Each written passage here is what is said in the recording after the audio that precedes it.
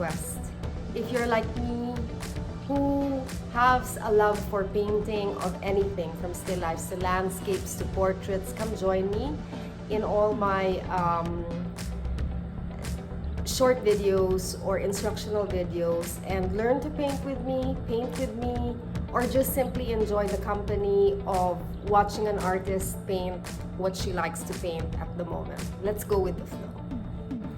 So as you can see, this is my studio. I have 2 desk easels. I've got stuff here on the wall. And this is my studio where I normally teach children how to paint, and that's really fun. My go-to palette is the paper plate palette. You don't need to wash this once you're done, you can just throw it away. Now let's look at brushes, okay? So behind me you can see that I've got a set of brushes, and I think I have a combination of these bristle brushes. This in particular is a filbert brush. This is a round brush, and this is another flat filbert brush, which is a bit flayed. And of course, we've got flat brushes. So you can choose anything from a number 2 to a number 12, depending on how big your surface is, but that's completely up to you. I enjoy using this, especially when I'm doing texture on canvas, because this is so interesting to work with if you know how to manipulate this brush. The next set of brushes I'd like to introduce to you are these synthetic brushes. Okay, they're really cheap. You can buy them online. They come in packs, and you can have a filbert, you can have a flat one, you can have one of these angled ones, and they're very, very good for slashing work or creating details. And I normally use them for creating feathers or fur, or if I want the texture to really stand out or layer. It's rather soft, it's not so rough. Therefore, you can manipulate it the way you want to, and it molds with your hand movement. Personally, I like limited brushes. That way, I don't have to overthink how I'm gonna organize myself. You'll also need a bottle, one to make your brushes stand and one to fill up your water in. Brands of paint. You can use any brand. There's so many out there. I mean, I have Sakura, Talens, and Montmartre to name a few. Let's talk about colors, okay? So my basic palette consists of a white, a black, ultramarine blue, phthalo blue, cerulean blue amongst the blue family. For the red family, I'd have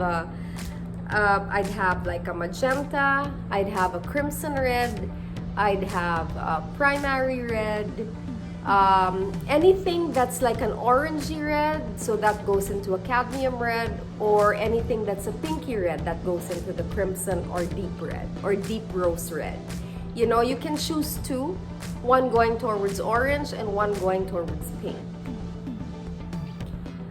Next color would be yellow. So I would get like a cadmium yellow light, yellow ochre, and a cadmium yellow medium. And then after, for green, it would be nice to have a phthalo green, and it would be nice to have an olive green or a sap green.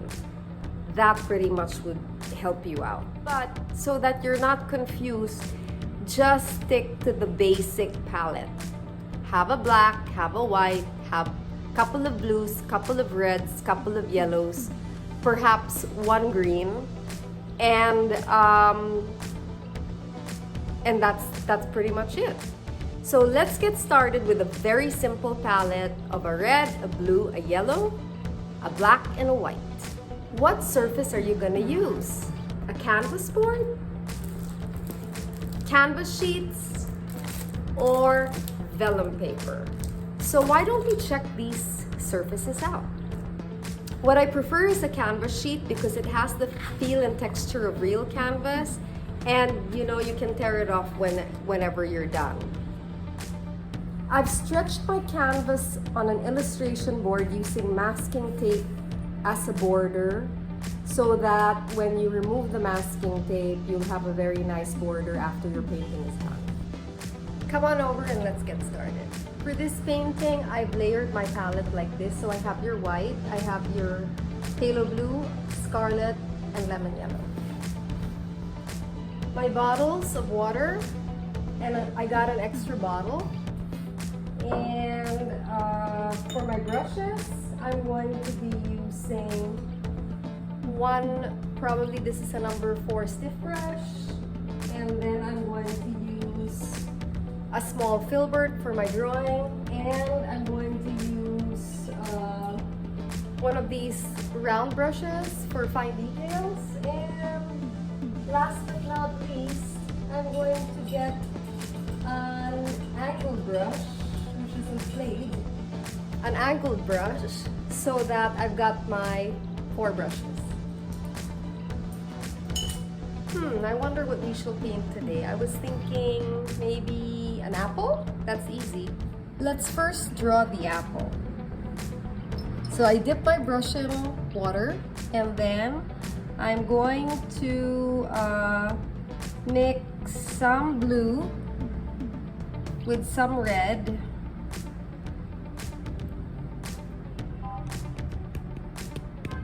So there you go. I'm mixing the blue with the red, and that's gonna be the shade I'm gonna use to draw the apple.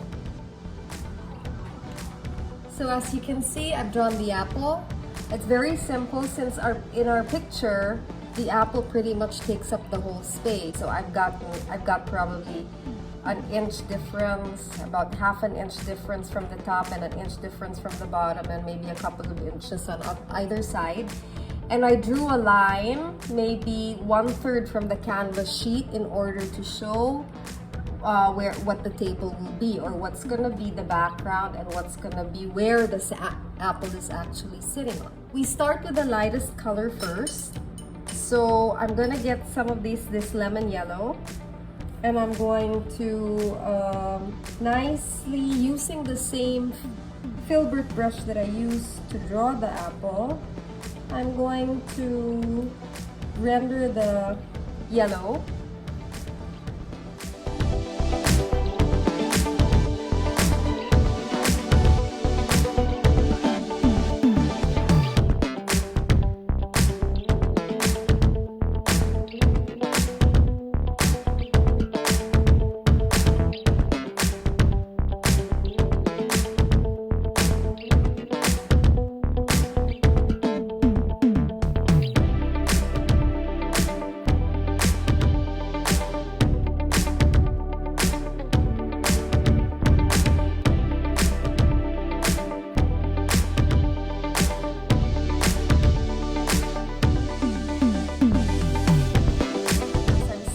It downward, and I'm adding texture to it because that's just my style.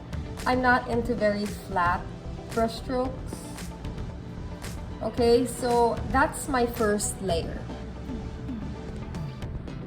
Always keep your brush wet so that you don't destroy it. So right after I painted it, I put the brush in the water so that it remains wet. Getting my number 4 brush, I'm gonna get white paint and just put it all around, fill up the whole space.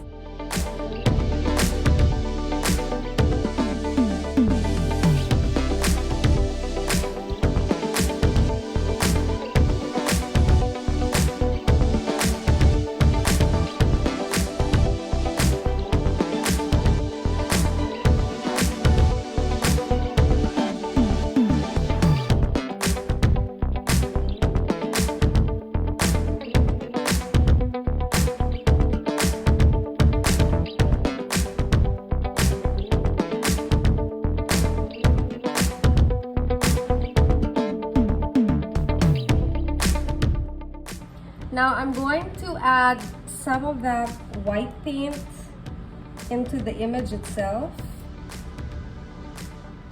and see where that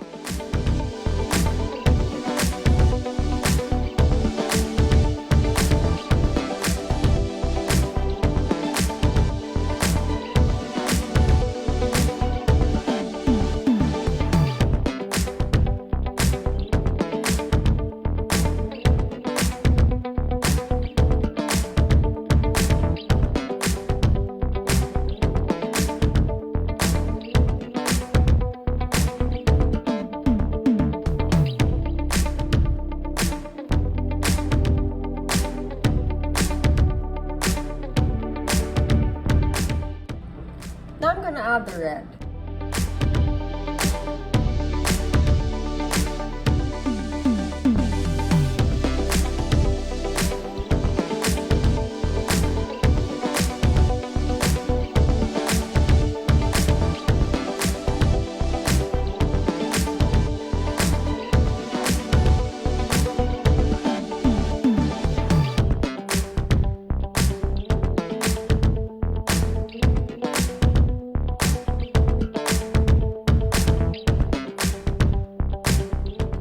Scarlet red because when I put it, it's got this pinkish hue and it's making the apple look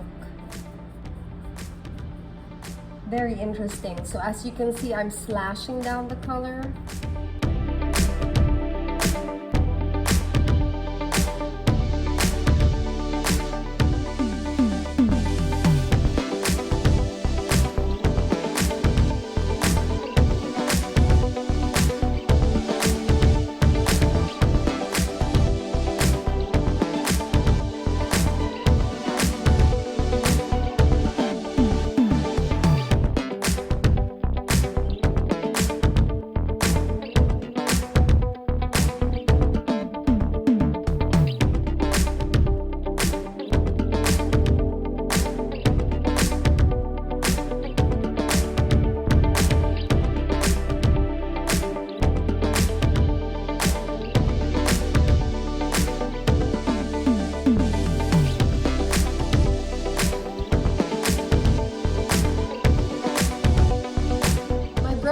Dirty, but I'm gonna start adding that yellow right there, and I'm forming a shape with the apple, and I don't like those edges because they're like flaying edges. Okay, so I think that's pretty much a stage. And then I'm just gonna wipe my brush with wet wipes. Okay, that should remove some of the paint because I still want my brush to be dirty. And then I'm going to add some more of that yellow. This is what I mean about acrylic. It's when you put the yellow on top of the red, because it's dry, it doesn't blend so well. And you can actually have the color resurface again and create all those interesting details that you like.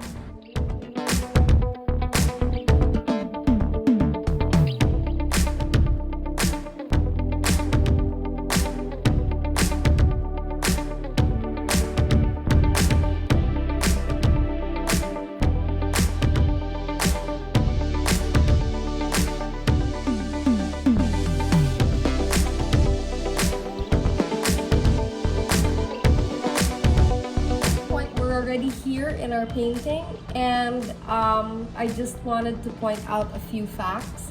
So this is the basic, what I would call the underpainting. Okay, so we gradually built that up.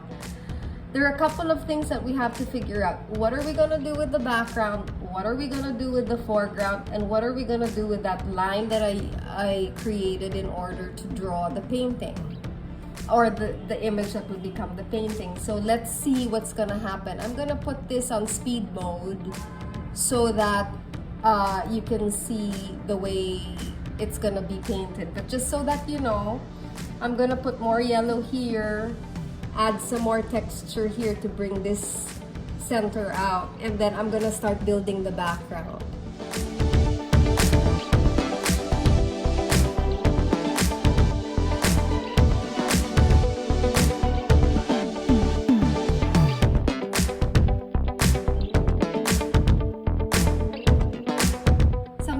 Pause to show you. As you can see, we're at this stage of the painting wherein I've put some more yellow, and I'm building out like this center here. You can see that this is darker and that's going lighter. I'm gonna add just a little bit more white, okay, on this side. As you can see, my paint is thick and my paint is also wet. Okay, there's a reason why I'm adding white. It's because I still want a lighter shade. And I'm gonna add some white as well to this side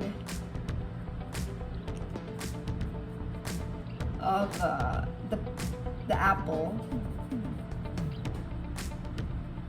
because it is a lighter shade. And I don't think this yellow color, this is where sometimes I make decisions whether I need to add something to the yellow color or if I feel that it's working out or not. So I'm sort of like building certain highlights in the apple that I feel will be needed later on in order to see more of the texture of the apple, and I'm blending that out. I'm using a smaller stiff brush, and you can already see through the camera that there is some light coming out. So I'm preparing the image for what the background is eventually gonna be.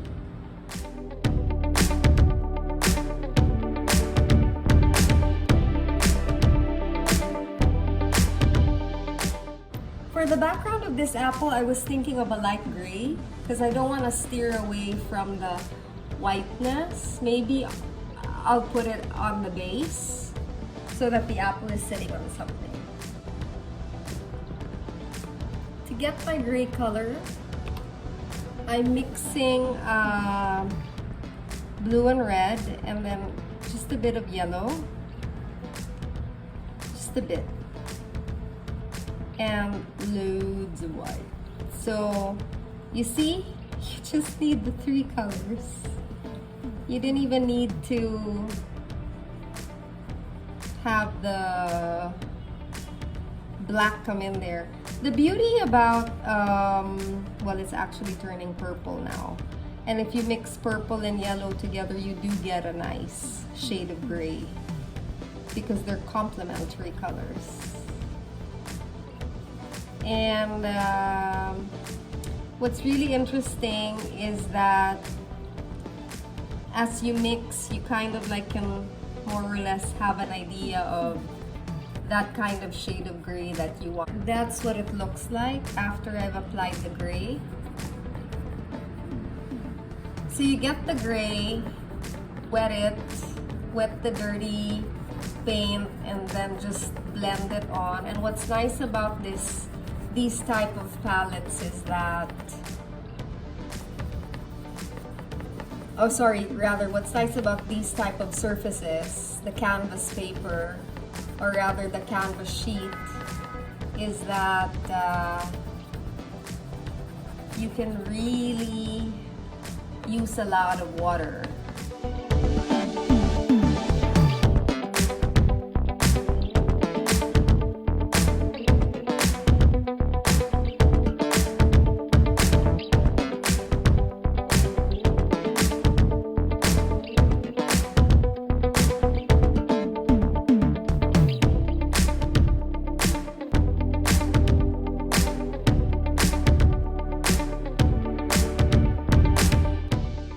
So I like to pick up, there's a lot of texture here. You can worry about that later on. I like to pick up some of that excess color that's on the apple and then just blend it with my dirty brush. The trick to a good painting, to making it all work out, is having a dirty brush, especially if this is kind of the style you're leaning toward. So you can do so many things with it.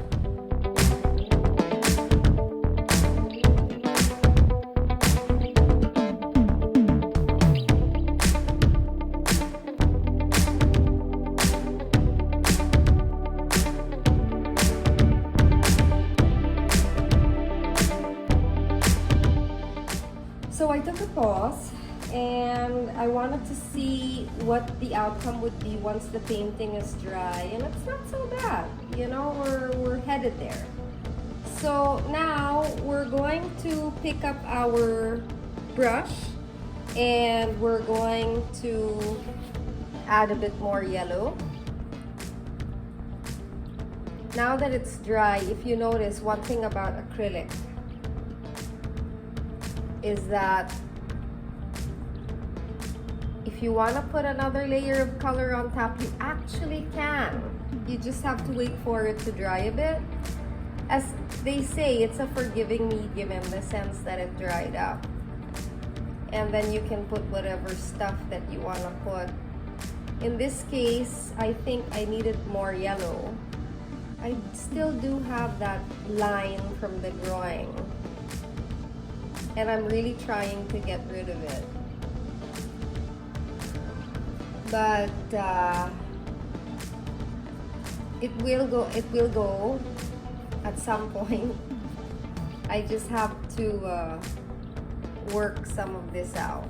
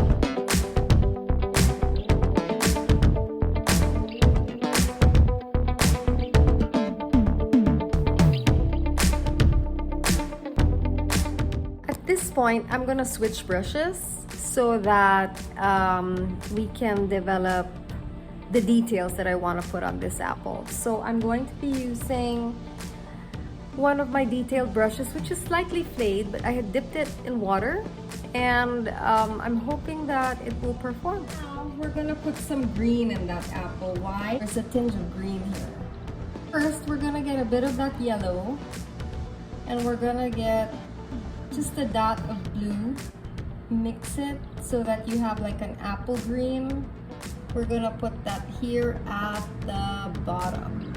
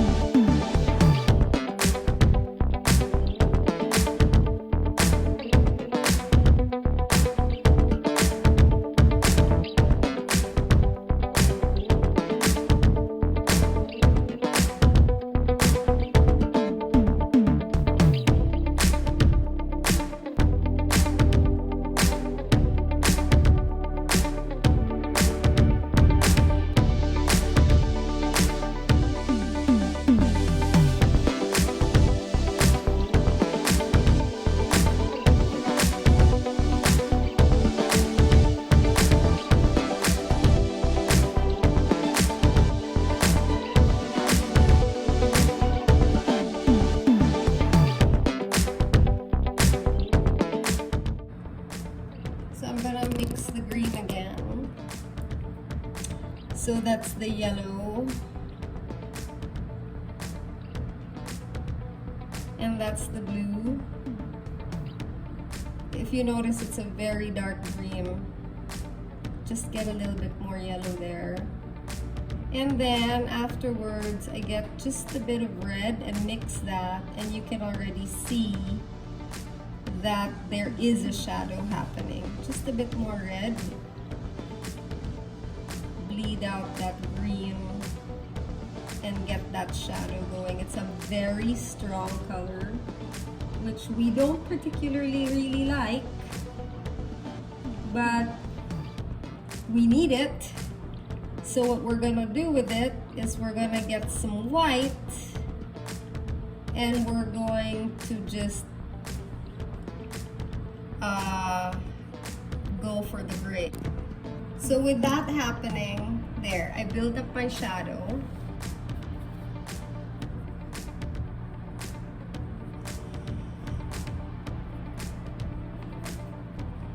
But don't like how it's working out. So switch brushes again, and let's get some of the white, put it in there, and blend it out.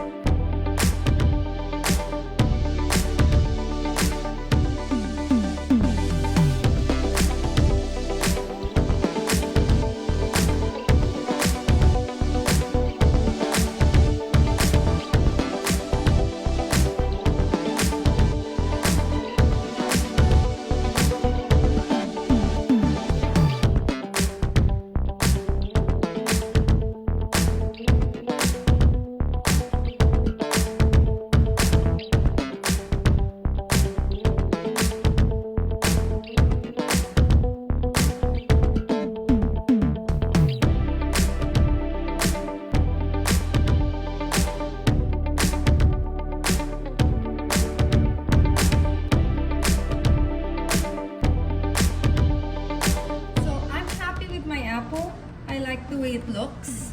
So I just want to add a few things.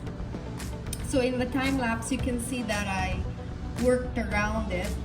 I started to use the small brush for some details here and there, and I left out a few details. I mean, for me, this apple already looks pretty good, pretty juicy. So this is another very important thing, the highlight. Is the highlight really white? I wouldn't know. It's not white all the time. So for the first highlight, I'm going to drag the line here of white mixed of light pink.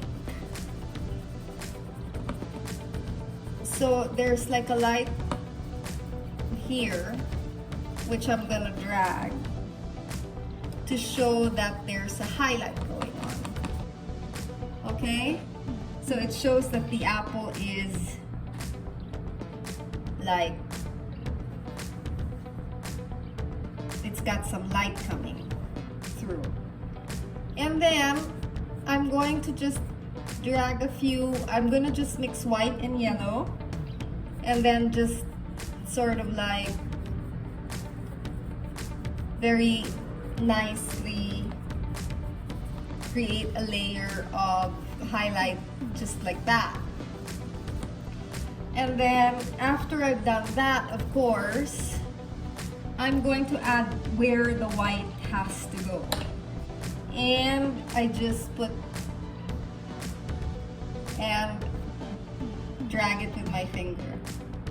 Just a few dots, drag it down with my finger. And then perhaps one juicy one there and drag it down with my finger.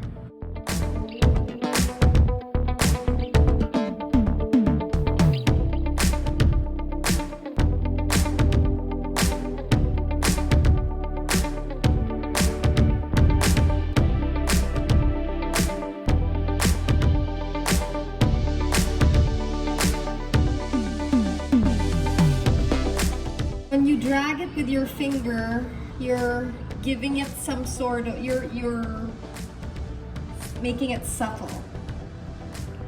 So that's really why I do it. There's maybe some yellow here that I need to add. Sometimes when you're almost done with the painting, there's just like a few things you need to add in order to make it stand out a little bit.